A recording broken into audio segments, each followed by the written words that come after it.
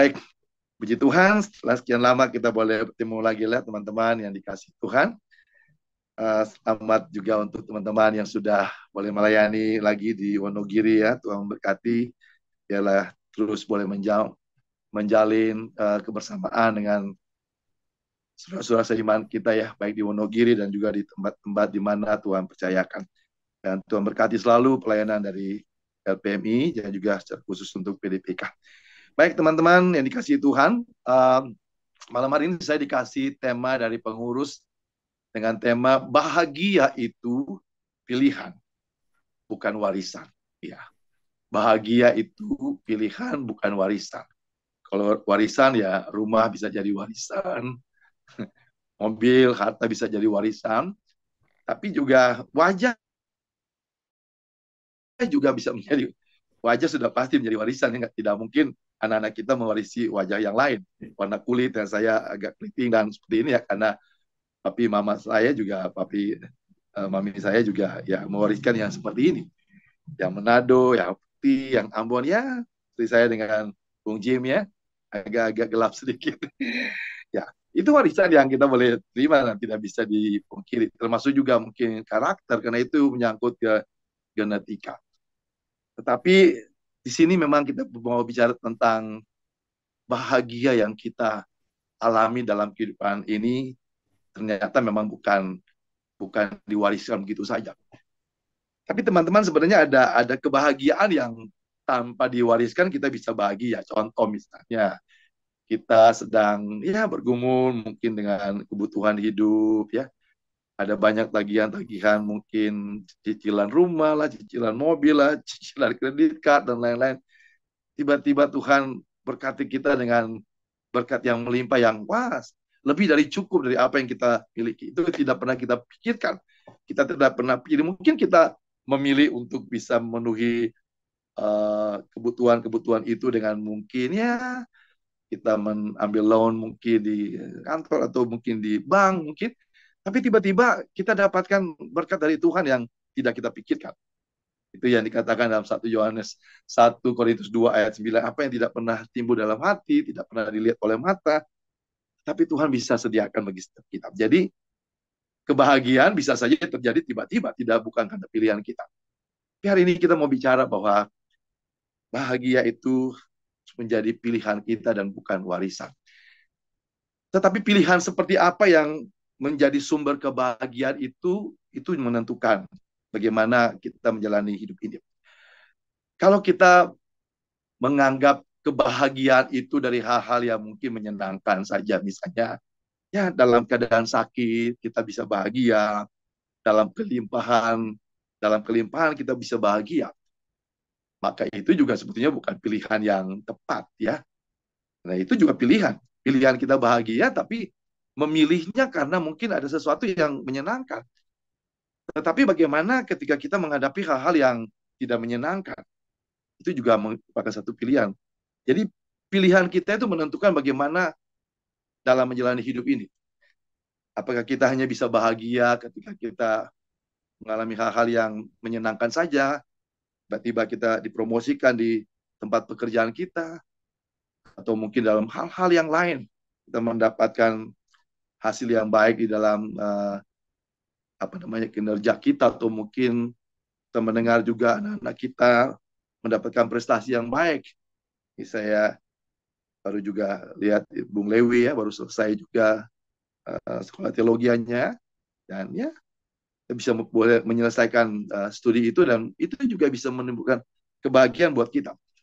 Apakah itu menjadi pilihan kita bahagia hanya ketika kita mendapatkan hal-hal yang menyenangkan? Bahagia pada saat kita ulang tahun, bahagia pada saat kita dipromosikan, dan hal-hal yang nampaknya menyenangkan saja.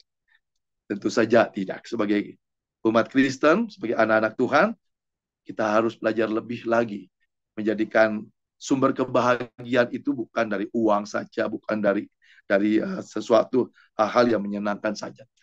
Dan hari ini saya ingin mengajak teman-teman untuk melihat beberapa firman Tuhan untuk kita boleh merenungkan tentang pilihan yang tepat bagi kita untuk bahagia dalam menjalani hidup ini. Dan Mas,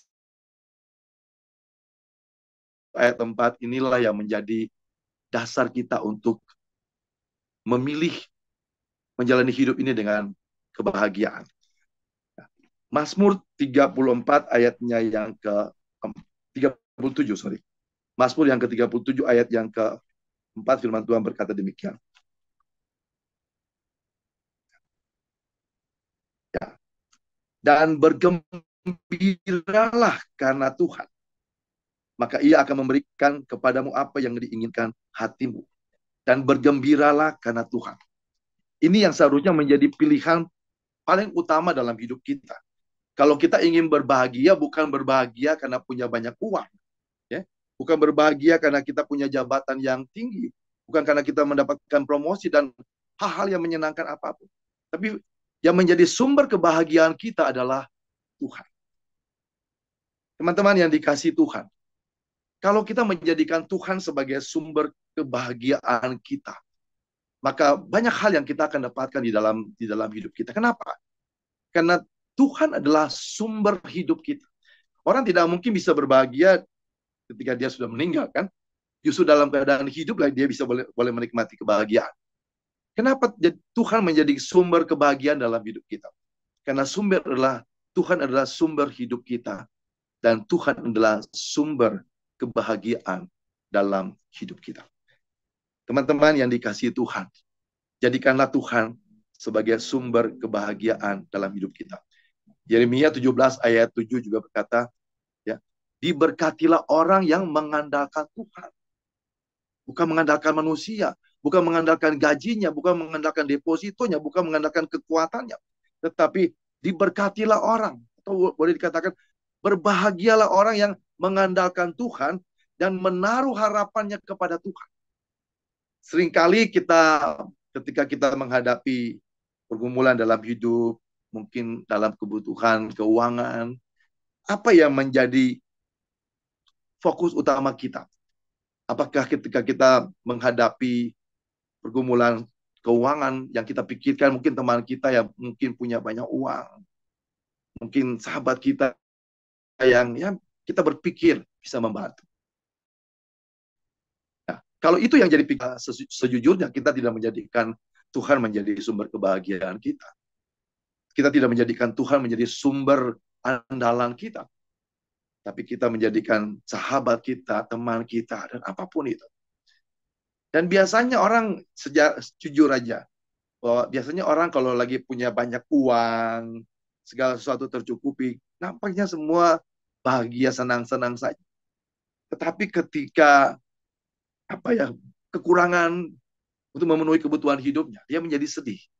Kalau itu yang kita rasakan, tanpa disadari, kita juga menjadikan uang kita. Tapi Mazmur 37 ayat 4 mengingatkan kita bahwa Tuhan harus menjadi sumber kebahagiaan. Teman-teman banyak tahu tentang pelayanan saya ya. Kayak sampai saat ini ada sekitar ya berapa ya, ini ada Yudi juga di sini teman-teman yang total semua dari rumah-rumah kasih yang ada di Tanah Tinggi, di Tanjung Priok, Cibubur, di Juanda, Cipete, mana lagi itu di Tanah Abang, itu total semua jiwa yang ada dalam pikiran saya untuk saya bina itu hampir sekitar 700-an orang. Yang saya harus pikirkan gitu. Minta tolong teman, minta tolong sahabat, tetapi saya harus jujur katakan bahwa banyak teman-teman yang saya minta tolong juga. Dan 99% dari teman-teman yang saya minta tolong bantu rumah kasih, bantu. Tapi secara jujur, ketika saya meminta tolong teman-teman untuk mendukung pelayanan ini, saya kok tidak sejahtera ya. Semakin hari saya merasa tidak sejahtera. Seakan-akan saya seringkali merasa bahwa Tuhan seperti berbisik pada saya, emang saya tidak bisa bantu kamu. Itu seringkali. Dan teman-teman yang dikasihi Tuhan, firman Tuhan ini selalu mengingatkan saya bahwa yang harus menjadi sumber kekuatan kita, yang menjadi sumber kebahagiaan kita, yang harus menjadi sumber andalan kita, itu Tuhan. Memang tidak salah kita mengajak beberapa teman untuk ikut melayani bersama-sama. Tuhan itu juga mengajak murid-murid untuk melayani bersama-sama. Tetapi jangan kita jadi mengandalkan teman-teman. Kalau misalnya kita tanpa disadari kita sudah mengandalkan manusia.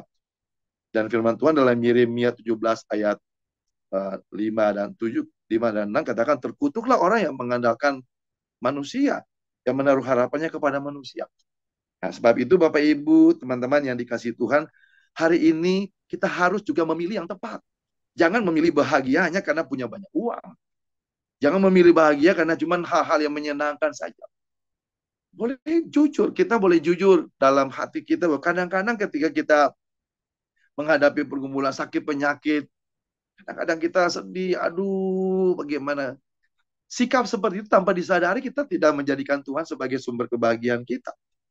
Jadi kita dipengaruhi dengan keadaan. Kalau sakit, kita bisa sedih. Dan kalau misalnya kita sehat, kita bisa bahagia.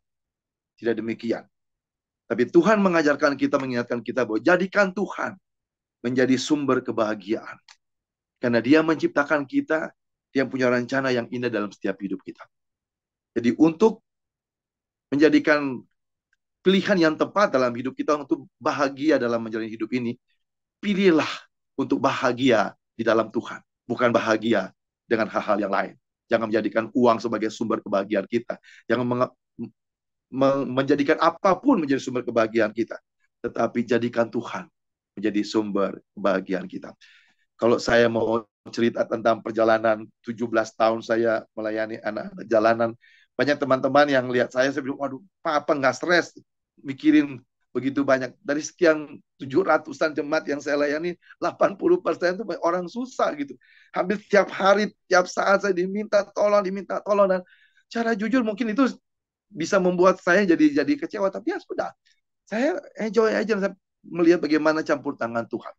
Dan teman-teman yang dikasihi Tuhan, kalau pelayanan rumah kasih ada sampai saat ini 17 tahun, dan dari 17 tahun yang lalu sudah sekitar berapa ya? Ada sekitar 16 anak yang dulu tidak sekolah, kami sekolahin sampai lulus SMK, dan sekarang sudah bekerja, akan ada pun sudah menikah.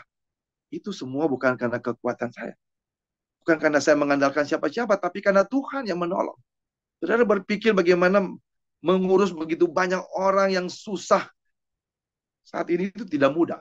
Tetapi ketika saya menjadikan Tuhan menjadi sumber kebahagiaan saya, ada sukacita yang besar. Sebab itu tempatkanlah Tuhan dalam hidup kita. Menjadi pilihan yang tepat. Menjadi sumber kebahagiaan dalam hidup kita. Itu ya. Nah, kalau kita menjadikan Tuhan, memilih Tuhan sebagai sumber kebahagiaan dalam hidup kita, maka yang kedua yang harus kita lakukan dalam hidup kita. Amsal 3 ayat 5 dan 8 katakan begini, berbahagia. Ya. Amsal 3 ayat 5 dan 6 katakan demikian. Percayalah kepada Tuhan dengan segenap hatimu, dan janganlah bersandar kepada pengertianmu sendiri. Akuilah Dia dalam segala lakumu, maka Ia akan meluruskan jalanmu. Janganlah engkau menganggap dirimu sendiri bijak, takutlah akan Tuhan, jauhilah kejahatan. Itulah yang akan menyembuhkan tubuhmu, akan menyegarkan tulang-tulangmu. Itu akan membahagiakan hidupmu. Teman-teman yang dikasihi Tuhan, kalau kita memilih untuk menjadikan Tuhan sebagai sumber kebahagiaan kita, maka yang kedua, kita harus percaya kepada Tuhan dengan segenap hati.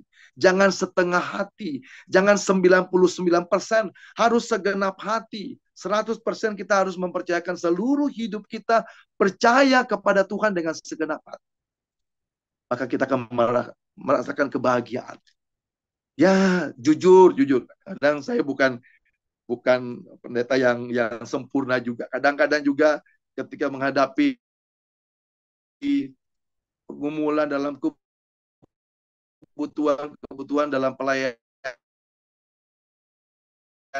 di rumah-rumah kasih, saya sering kali juga, tidak semua teman-teman juga yang bisa bantu. Dan itu tanpa disadari bisa membuat kita menjadi kecewa kan. Nah, hal-hal itu sebenarnya membuat kita sebenarnya tidak sepenuh hati percaya kepada Tuhan. Kalau kita sepenuh hati percaya kepada Tuhan, kalaupun kita katakanlah Tuhan tuntun kita, dan saya pada beberapa teman dan katakanlah mereka tidak bisa bantu, kita tidak perlu kecewa. Kita perlu kecewa karena kita percaya bahwa di balik semua itu Tuhan turut berkarya dalam segala sesuatu. Sebab itu yang kedua, kalau kita menjadikan Tuhan menjadi sumber kebahagiaan kita, maka percayalah kepada Tuhan dengan segenap hati. Saya ingat waktu anak-anak kami masih kecil, kami ajak mereka untuk bermain renang di kolam renang. Dan waktu anak-anak kami masih umur mungkin 2-3 tahun, mereka begitu berani ya. Itu waktu saya suruh lompat saja. Mereka begitu percaya. Ya, begitu percaya lompat karena mereka sangat percaya bahwa tidak mungkin papanya akan menenggelamkan mereka. Nah, ini kepercayaan, kesungguhan hati seperti ini yang Tuhan mau. Sebab itu Tuhan seringkali memberikan contoh, ya. Jadilah seperti anak kecil. Kenapa? Mereka percaya dengan sungguh-sungguh. Kepercayaan seperti itu yang Tuhan mau kita bangun dalam kehidupan kita kalau kita ingin menikmati kebahagiaan yang sempurna dari Tuhan. Seringkali kita percaya Tuhan, ya saya berharap bukan teman-teman yang mengikuti ibadah ini, tapi seringkali kita percaya Tuhan itu seperti penonton akrobat. Jadi kalau penonton akrobat dia menyaksikan, memperlihatkan kehebatannya, lalu dia sering bertanya, saudara percaya pada saya bisa berjalan di atas tali ini dan berinteraksi di atas tali ini? Percaya. Nah, ketika sang akrobat bilang, siapa yang mengatakan percaya, boleh nggak ikut dengan saya, berjalan di atas tali bersama-sama dengan saya? Dan banyak orang menolak. Nah, seringkali kita mengatakan bahwa kita percaya kepada Tuhan. Tetapi ketika kita melewati lembah kekelaman, menghadapi pergumulan hidup yang sangat-sangat berat, seringkali kita berpikir untuk meminta pertolongan lain. Dan kita seakan-akan tidak mempercayakan seluruh hidup kita kepada Tuhan. Tuhan mau kita menjadi orang-orang yang bukan saja percaya, tapi sungguh-sungguh mempercayakan seluruh hidup kita kepada Tuhan. Satu ketika, kira-kira berapa ya? Kira-kira 5-6 tahun yang lalu. Anak-anak yang saya sekolahin, anak-anak di rumah kasih, mereka harus lulus. Dan kebetulan mereka sekolahnya bukan di sekolah negeri. Jadi mesti bayar, apa-apa mesti bayar, dan pada saat itu mereka mesti ujian, mesti bayar, dan segala kebutuhan ada sekitar berapa ya, 6-7 anak ya kalau nggak salah yang harus ujian, dan dia harus bayar uang ujiannya dan segala macam. Nanti kalau pas wisuda juga akan ada pembayaran, dan dihitung-hitung waktunya cuma kira-kira 2 minggu, dan itu butuh kira-kira 16 jutaan. Waduh, saya nggak punya duit pada saat itu. Aduh gimana Tuhan, saya juga gak enak mau minta tolong siapa dalam waktu cuma 2 minggu gitu. Kasih Tuhan, tolong saya bagaimana. Dan akhirnya saya berdoa dan Tuhan kasih hikmat sederhana. Saya lihat jadwal saya, ada satu jadwal yang pagi kosong gitu. Dan saya kebetulan saya juga, teman-teman juga banyak tahu, saya dulu juga bikin CD ya, 5-6 tahun yang lalu CD masih cukup laku lah. Saya jual CD dan saya telepon sahabat saya, Pendeta Gilbert, lumayan dong. Bilang, bro, saya mau nyanyi dulu satu lagu di sini. Saya ada satu kosong, saya tahu jadwal khotbah sudah penuh, tapi saya mau minta 5 menit saja. Saya mau nyanyi satu lagu, tapi saya mau bawa CD. Saya mau bawa anak-anak asuh saya untuk bisa jualan CD di sana. Saya bilang, oke.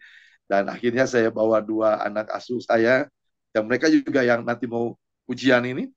Dan waktu itu saya nyanyi sebuah lagu dari album saya, dan saya bilang, ya teman-teman, saya jual CD, sudah saya nyanyi, dan saya jual CD dan buat anak-anak asuh kami gitu. Sudah tahu, dalam waktu yang singkat, saya waktu itu cuma bawa sekitar ya 100 keping CD, dan itu juga tidak laku semua gitu. Sudah bisa bayangin CD saya kan CD yang simple, covernya sangat sederhana. Sekarang ini kalau kita lihat CD bajakan juga harga mungkin 5 ribuan begitu ya. Tetapi saya akhirnya bawa dan ayo kita jual. Nah, saya nyanyi satu lagu, saya nyanyi dan jual, dan saudara tahu, sesudah itu dikumpulkan CD-nya lumayan, mungkin ada 70-an CD yang laku, tapi ketika kita kumpulkan, hitung hasil penjualan itu, terkumpul dana sebesar 19 juta sekian gitu. Dan saya bilang, waduh, puji Tuhan, puji Tuhan. Tuhan punya cara, dan ini cuma salah satu cara dari sekian ratus cara yang Tuhan tunjukkan kepada saya dalam pelayanan saya selama 17 tahun dengan jemaat di rumah-rumah kasih ini. Dan saya melihat bagaimana campur tangan Tuhan. Dalam kondisi seperti apa kita sungguh-sungguh mempercayakan Tuhan, atau kita mulai berpikir, aduh minta tolong teman yang mungkin punya duit bisa, bagaimana 2 minggu butuh 16 juta. Nah, Bapak Ibu Saudara, Apakah kita sungguh-sungguh percaya kepada Tuhan dengan segenap hati atau setengah hati atau kadang-kadang mungkin cuma percaya di mulut tapi tidak sungguh-sungguh dengan hati. Amsal mengingatkan kita, ya, percayalah kepada Tuhan dengan segenap hati. Dan kalau kita sungguh-sungguh percaya kepada Tuhan dengan segenap hati, kita akan melihat. Kebahagiaan saya jujurnya pada saat saya melihat itu, saya bukan ketawa, saya nangis. Ya. Kadang-kadang kebahagiaan itu tidak selalu diresponi dengan tertawa, tetapi saya benar-benar nangis. Belakangan ini saya sering nangis, bukan nangis sukacita, nangis sukacita melihat bagaimana campur tangan Tuhan. Nah, dulu waktu saya kadang-kadang saya suka minta tolong teman, saya nggak sejahtera. Walaupun mereka bisa bantu, tapi saya nggak sejahtera.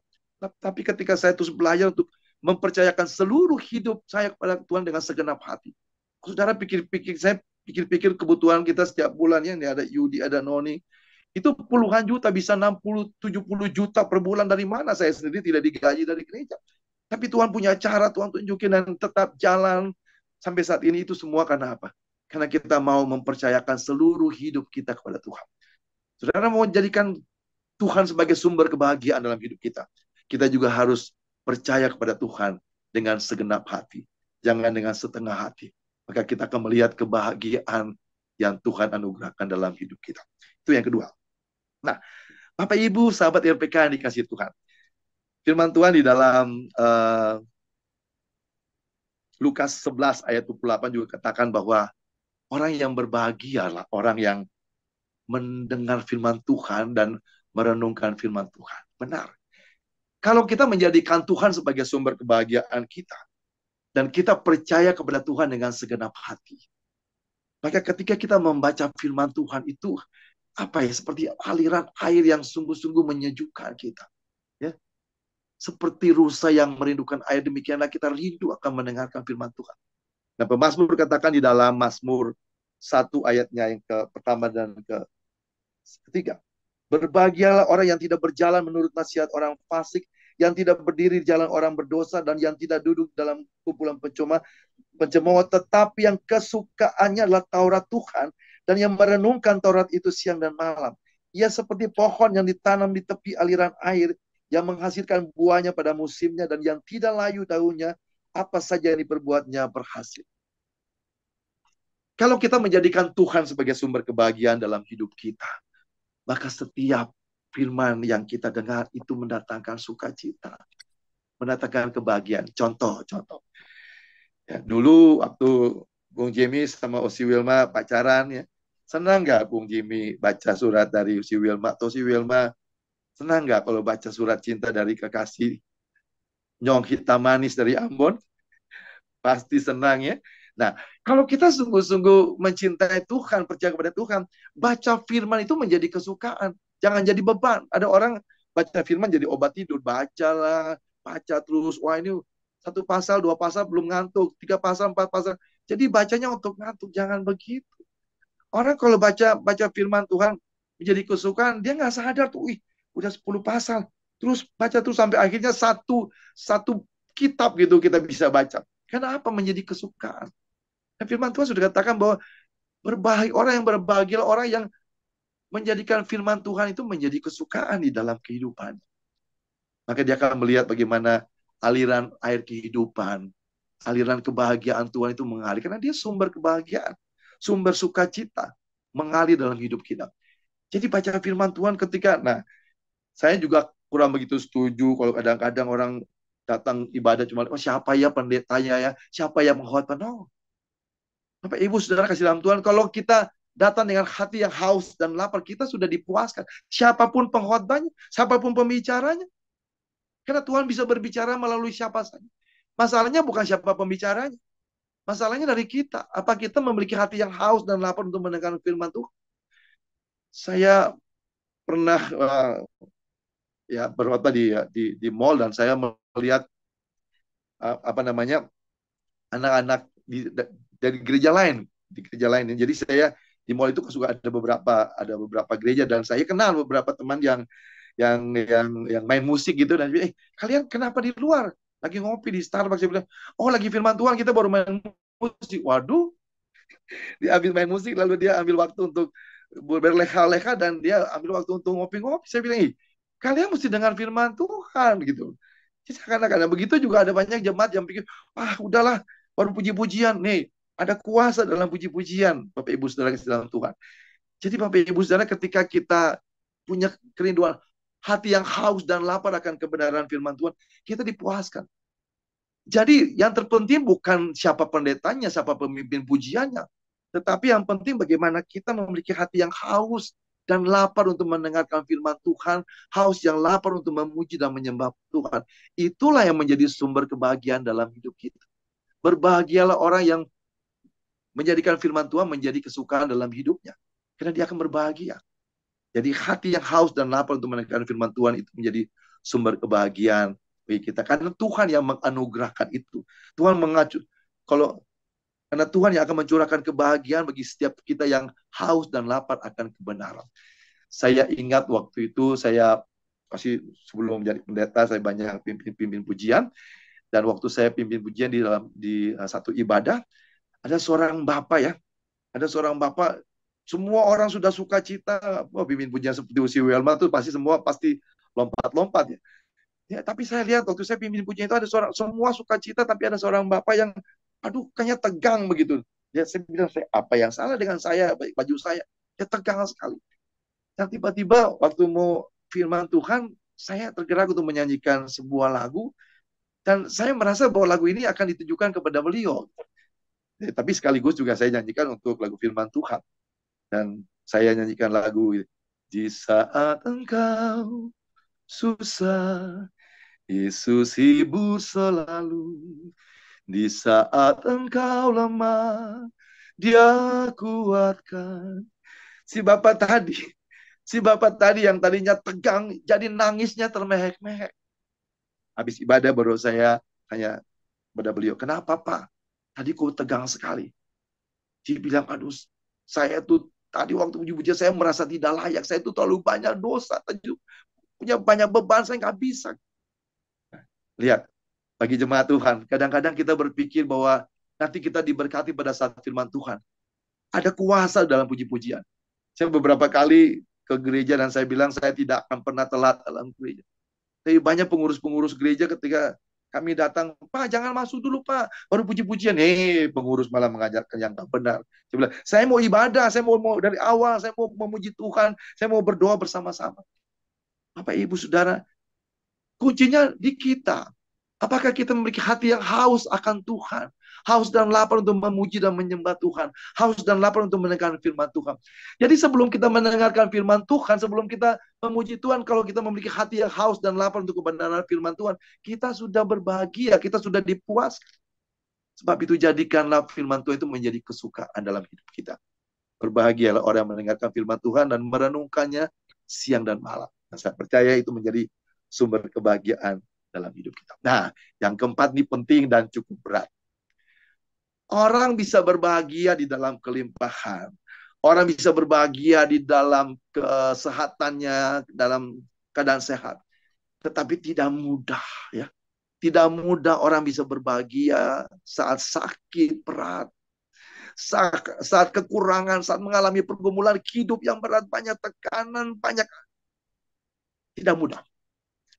Tetapi orang yang sungguh-sungguh menjadikan Tuhan menjadi sumber kebahagiaan, dia akan tetap bersuka cita. Kenapa?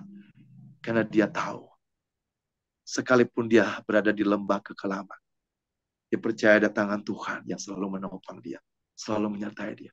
Dia tahu bahwa Tuhan turut berkarya dalam segala sesuatu untuk mendatangkan kebaikan, untuk mendatangkan kebahagiaan bagi setiap orang yang sungguh-sungguh percaya. Sebab itu Yakobus 1 berkata apa?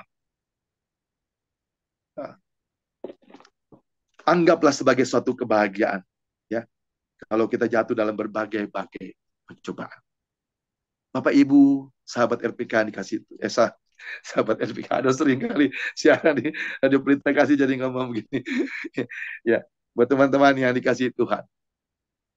Bahagia memang pilihan. Tetapi pilihan kita berbahagia yang salah juga akan membuat kita tidak bisa bahagia dalam seluruh hidup kita. Pilihlah untuk bahagia di dalam Tuhan. Bukan bahagia dengan hal-hal yang lain. Bahagia dalam Tuhan. Kalau kita menjadikan Tuhan sebagai sumber kebahagiaan kita, maka kita akan melihat bagaimana campur tangan Tuhan utuh dalam hidup kita. Maka kita harus percaya kepada Tuhan dengan segenap hati. Kalau kita menjadikan Tuhan sebagai sumber kebahagiaan kita, maka kita harus percaya kepada Tuhan dengan segenap hati. Dan kita akan melihat bagaimana kebahagiaan Tuhan melimpah dalam hidup kita. Kalau kita menjadikan Tuhan sebagai sumber kebahagiaan kita, maka firman Tuhan yang kita dengar itu juga akan menjadi sumber kebahagiaan dalam hidup kita. Dan kalau kita menjadikan Tuhan sebagai sumber kebahagiaan kita, maka sekalipun Tuhan izinkan kita melewati lembah kekelaman, melewati pergumulan hidup seberat apapun, kita tetap bisa berbahagia.